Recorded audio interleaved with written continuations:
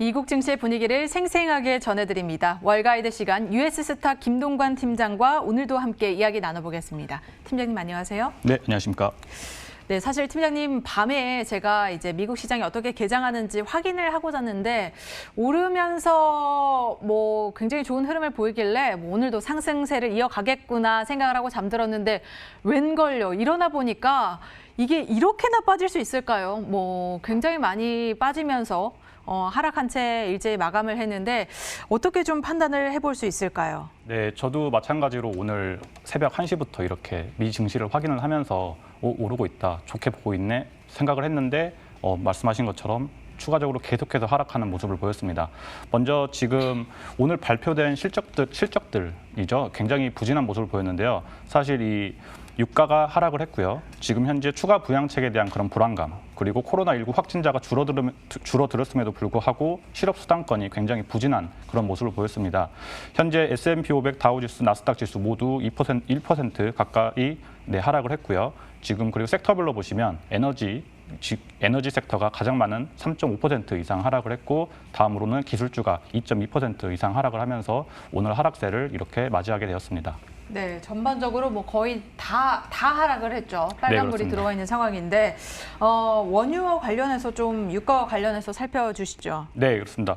오늘 이 미국 에너지 정보청에서 발표를 했는데요. 지금 원유 재고가 200만 배럴 이상 증가했다고 얘기를 했습니다. 사실 이것은 지난주에 저희가 예측을 했을 때 130만 건 이하로 줄어들 것이다라고 했는데 300만 건 이상 증가를 하면서 5억 40만 배럴이 지금 현재 미국에 재고가 남아 있고요. 이는 5년치 평균치보다 14% 많은 그런 모습을 보였기 때문에 그래서 오늘 에너지 섹터에 있는 모든 기업들이 하락 국면에 맞이하게 되었습니다. 네, 그리고 또 실업 수당 청구 건수가 발표가 됐죠. 고용 시장이 좀 회복을 하고는 있지만 회복세가 둔화가 됐다라는 그런 진단인데 이와 관련해서도 짚어주시죠. 네, 오늘 발표된 이 미국 신규 그리고 연속 실업수당 청구권 관련해서 말씀드리겠습니다. 먼저 이 신규 실업수당 청구권 관련해서 이 2주 연속 지금 88만 4천 건에 대한 이런 신규 청구권이 나왔습니다. 이는 예상치가 84만 건이어서 훨씬 상회하는 그런 모습을 보였고요. 지금 코로나 사태 전에 매주 21만 건, 22만 건에 비하면 아주 작아진 비율이지만 지금 현재 굉장히 코로나 확진자 수가 줄어들면서도 불구하고 이런 기대치에 못 미치는 모습이어서 굉장히 안타까운 모습을 나타냈고요. 연속 실업수당권 관련해서도 마찬가지로 예상치인 1,290만 건보다 훨씬 더 많은 1,339만 건을 기록을 했습니다. 그래서 지금 월스트리트나 블룸버그 같은 통신사에서는 지금 코로나19 대유행 시작한 지 6개월 현 시점에서 이런 노동시장 회복이 이렇게 부진한 모습을 보이고 있고 광범위한 일자리 손실이 계속되고 있는 것은 굉장히 안타까운 국면이다라고 언급을 했습니다. 네, 사실 코로나가 처음 발생했을 때 이렇게 오래 갈지 몰랐습니다. 하지만 이제 다시 가을이 다가오면서 우리가 재유행에 대한 우려도 참 많이 하고 있는 부분이거든요. 코로나19와 관련된 상황도 한번 살펴주시죠. 네, 먼저 지금 현재 미국 확진자 수가 3만 명대로 이렇게 줄어들고 있습니다. 가장 높았던 이 7월달, 8월달 국면에는 7만 명 가까운 그런 확진자 수가 매일 나왔었는데 3만 명대로 줄어들면서 하락 국면에 직면을 했고요. 지금 특히 주목해야 될 부분이 이 사망자 추이입니다. 이 3월 14일에 이렇게 시작을 해서 사망자가 처음에 52명이 나왔습니다. 그런데 4월 18일 주간에 17,000명 이상이 사망을 하면서 피크를 맞이를 했고요. 지금 현재는 25세에서 34세의 사망자가 0명이 나왔습니다. 그래서 한마디로 지금 이렇게 중증 환자가 아닌 경우에는 사망자가 나오지 않고 있다라고 언급을 하고 있기 때문에 이 부분은 굉장히 고무적이라고 말씀드릴 수 있겠고요. 지금 현재 100만 명당에 1명만 사망하는 인원이 나오고 있는 거기 때문에 이런 부분은 굉장히 고무적이다라고 할 수 있겠고 어제도 말씀드렸던 것처럼 지금 현재 많은 제약회사들 중에서도 9개의 제약회사들이 백신 개발에 총력을 다하고 있기 때문에 굉장히 주목할 부분이고 월가에서도 지금 12월 안에 이렇게 백신이 나올 수도 있다라고 언급을 하고 있습니다. 네, 이런 종합적인 요소들을 고려해 봤을 때 오늘 시장에 대한 판단 그리고 앞으로는 또 어떻게 흘러갈지 여기에 대해서도 월가에서 어떤 의견들을 제시하고 있을까요? 네, 지금 먼저 LPL 파이낸셜 버트와이트의 최고 투자 책임자 같은 경우에는 야후 파이낸스와의 이메일을 통해서 이렇게 언급을 했습니다. 지난 3일 동안 하락에 대한 실질적인 이유가 없었고 어제 같은 랠리도 사실상 실질적인 이유가 없었다. 그리고 지금 현재 선거가 가까워지면서 변동성이 계속될 것 같다라고 언급을 했습니다. 다음으로는 이 HSBC 글로벌 주식 투자 전문가 알라스타 핀더 같은 경우에는 이 옵션 거래량을 언급을 했는데요. 1월 초에 지금 700억 달러 가량의 이 명목 거래량이 나왔는데 지금 현재 8월 달에 2천억 달러 가량의 3배 가까운 그런 거래량이 나오고 있으면서 변동성에 대한 포지션이 계속해서 될 것 같다라고 언급을 했습니다. 네, 변동성에 대한 포지셔닝 굉장히 좀 주시를 하면서 우리가 투자를 해야 될 것 같습니다.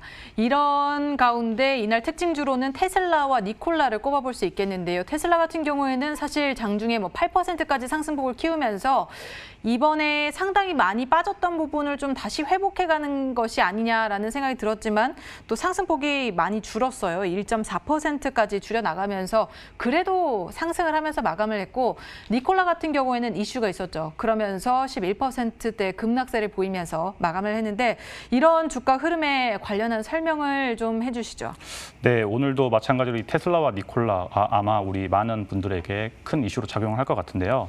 먼저 말씀하셨던 것처럼 장중에 8.9%까지 상승을 했습니다. 이는 현재 지금 독일 베를린 영국 캠퍼스에서 이 새로운 배터리 슈퍼차저를 시연을 하면서 굉장히 좋은 모습을 보였는데요. 이 모델 3 모델을 5분 만에 이 충전을 하면 120km까지 갈 수 있는 그런 좋은 모습을 보였습니다. 그래서 투자자들이 지금 현재 3일간 30% 급락한 이런 테슬라에 대해서 매도 세력이 이미 많이 왔었기 때문에 매수 타이밍이다라는 생각을 가지고 있어서 많은 분들이 지금 매수를 한 행렬을 보이고 있지만 여전히 변동성은 크다라고 보실 수 있겠고요.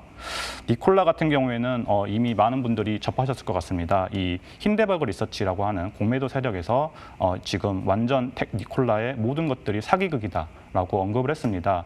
이 리서치에 대해서 간단히 말씀을 드리면 이 니콜라 CEO인 트레버 밀턴 같은 경우에는 언변술만 뛰어난 완전한 사기꾼이다라고 이렇게 강력하게 언급을 했는데요.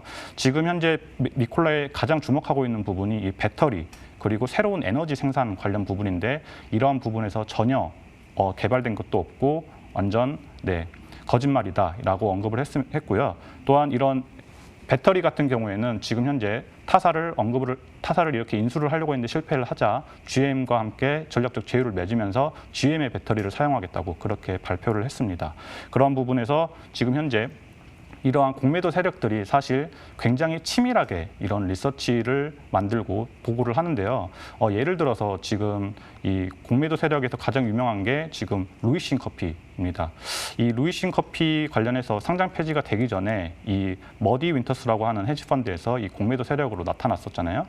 근데 이 부분에서 이들이 어떻게 이 루이싱 커피가 과연 진짜 사기꾼인가 아닌가를 조사를 했을 때 수만 명의 인력을 고용을 해서 루이싱 커피의 각 주에 있는 매장을 이렇게 기다렸습니다. 그래서 이 루이싱 커피 매장 직원들이 영수증을 버리면 그 출입했던 고객 수를 확인을 하고 영수증을 하나하나 다 확인을 해서 이렇게 치밀하게 언급을 했기 때문에 지금 이 니콜라 같은 경우에도 이 공매도 세력이 지금 영상 통화 이메일, 개인 이메일 등등 개인적인 정보까지 모두 다 취합을 했다고 하기 때문에 사실 굉장히 무서운 점일 수도 있다고 이렇게 저는 생각이 들고요. 이 부분에 대해서 여러분들이 꼭 계속해서 집중을 하시고 관심을 가졌으면 좋겠습니다.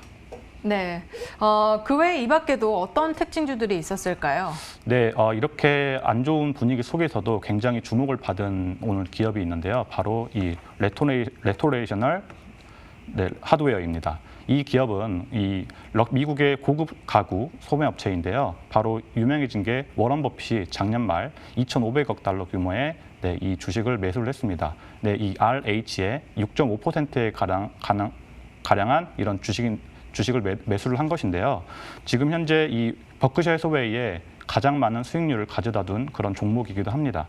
지금 2분기 실적 발표가 역대 분기 최고 실적이 나왔거든요. 이 7억 900만 달러로서 예상치의 1.8% 그리고 전년 동기 대비 0.4%밖에 증가를 하지 않았습니다. 하지만 이렇게 사람들이 열광을 한 이유는 바로 이 단기 순이익이 54% 증가를 했고 영업이익률도 15% 증가를 했습니다.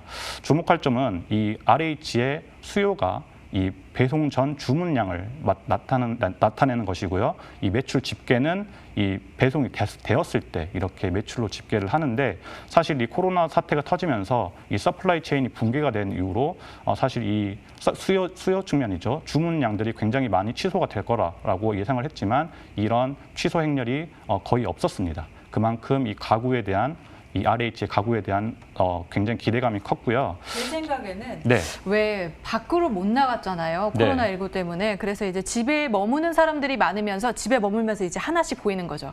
저 가구도 조금 낡아서 바꿔야 될 것 같고, 침대도 좀 바꿔야 될 것 같고, 이런 그런 흐름들이 이제 고급 가구에 대한 수요를 증가시킨 게 아닌가 하는 생각이 들거든요. 네, 정확히 네. 맞추셨는데요. 지금 이 리서치 기업 텔시라고 하는 기업에서 이 목표 주가 상향을 345달러에서 450달러까지 증가를 시키면서 이렇게 말을 했습니다.